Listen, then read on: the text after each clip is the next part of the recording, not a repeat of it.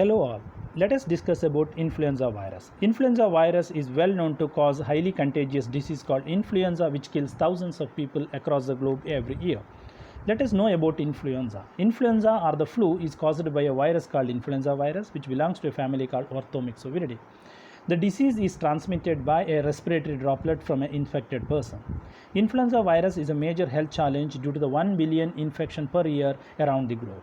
It starts from common cold till H1N1. If you observe the pandemic, it was happened in 1918, then 57, then 1968, and recent past in 2009, which killed millions of people around the continents.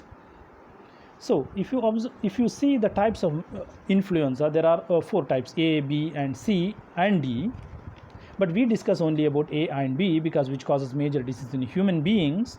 And if you observe the disease causing ability of this influenza, it keep on changes. It's mainly because of this shift and drift mechanism. So antigenic shift and drift is a two mechanism which create a new virulent strains. So antigenic shift, different strains are combined and form a new subtype. Antigenic drift, where the genetic variation due to the mutation that leads to variation in surface code create a new antigenic property. Both mechanisms, shift and drift, leads to a creation of more virulent strains. Let us know something about a swine flu or a H1N1 flu, which is a new kind of disease observed in 2009. So H1N1 or swine flu is a type of influenza A virus. It's one of the virulent kind of the influenza strain originated from pigs in Mexico. If you observe 2009 pandemic, it had a mixture of genetic segments from pigs, birds, and humans. Elderly people are at high risk.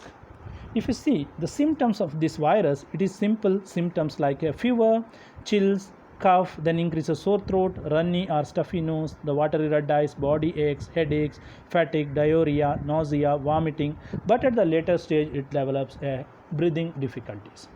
Why this disease is spreading like this? It's in the globalized interconnected world. The traveling was one of the reasons why the widespread report of this H1N1 was there in 2009, and still it is there around the globe. See, if you see H1N1, how to diagnose it? So rapid test PCR, that means the gene is identified. Based on that, you can identify which organism is that. So the PCR based test is used to identify H1N1. How to treat it? Because elderly people are at high risk. The vaccine, that time in 2009 there was no vaccine. Now the vaccines are developing. Many other vaccines are also, that flu shots are under development, and antiviral drugs are prescribed for at complicated cases like Zanamivir or Tamiflu or Rapivab or Zolofluza are the common antiviral drugs prescribed for people who are at high risk. So let us move to another influenza virus, that is called avian flu or H5N1. H5N1 or avian flu, which infect those who are in a close contact with birds or poachers, may infect from sick bird too. So these are the virus which is from birds.